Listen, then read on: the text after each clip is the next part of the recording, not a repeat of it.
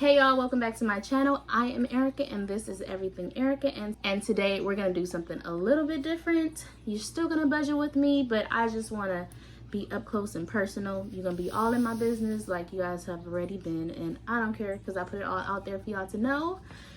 But in today's video, we will be budgeting my paycheck for my first pay in April. I am projected to get my pay April 10th. So before we get started, don't forget to hit that subscribe button. Help me reach my goals, y'all, of 1,000 subscribers by the end of this year. Don't forget to subscribe. Don't forget to like this video, and let's get into it.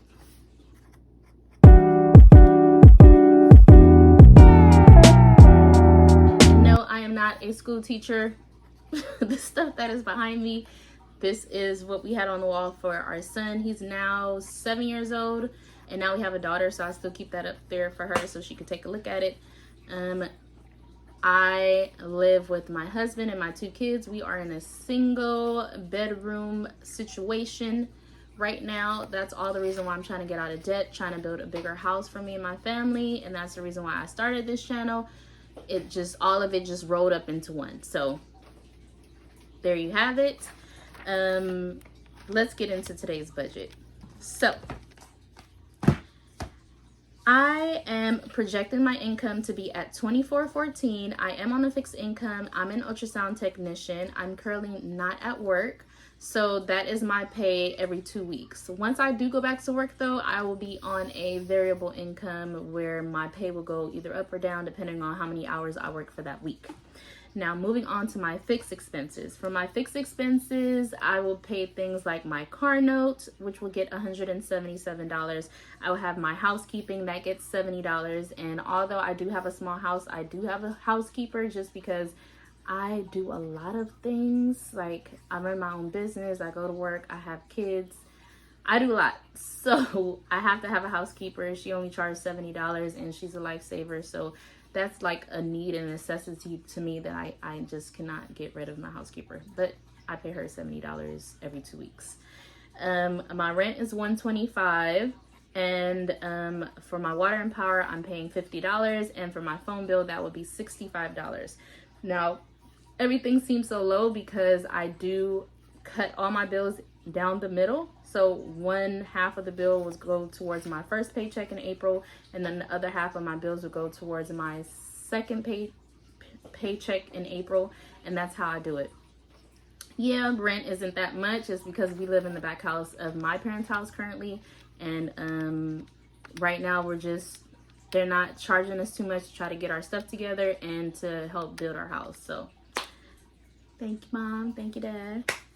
Moving on to the next thing is my savings challenges. I do have an emergency fund that I am saving for. The goal for the emergency fund is to be $2,500. And I'm trying to fund that aggressively.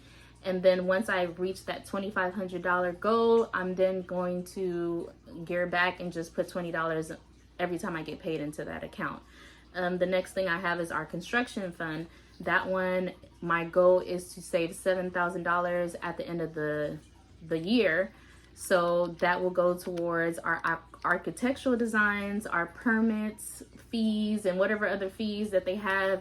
And I got this number because we actually sat down with someone and we got to speak to them and see how much all this was going to cost. So those are my 2 savings, and for this paycheck, I'm putting up $250 into my emergency fund savings, and then for my construction fund this week, I am putting up $100. Moving on to my debt, the whole reason why I am here. My debt this pay period for April 10th, I have to pay my SoCal loan. This is a credit union loan. This one will get $86. Then I will have to pay my city card. That one is going to get an extra $33 I put there. And then I'm going to have to pay $133 to my Discover card. Wells Fargo is going to get $92. My Navy Federal account, that one is also a personal loan. That one's going to get $314. And I have 2 Navy Federal loans. The other one's going to get $86. Which brings my total for debt up to $744. Moving on to my subscriptions. My subscriptions, this pay period is going to be Prequel, which is $2.99. And I also have Apple storage because I do all my recording on my phone. So I have to have a lot of storage, and that costs $4.99. So for my subscriptions, that one will be $7.98. So moving on to my wallet and sinking funds. For that category, I have gas, and gas will be getting $60. I pay $60 every 2 weeks in gas. I don't drive anywhere. I don't go nowhere. So that actually saves me a lot of money that I'm in the house most of the time. For groceries, I'm going to put up $50 for groceries. My husband takes care of this bill. He puts in the majority of the money just so I can try to put that money towards something else, like my debt, for instance.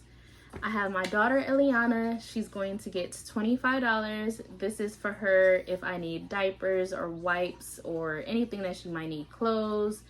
That stuff is for her. And then I have my son Elijah. He usually gets $25, but he's in sports, and Elijah gets $45 this time because we have to pay $450 by July for his football stuff, and me and my husband goes half, so I have to pay half of the $450, which is $225. So I'm gonna put up $45 this paycheck.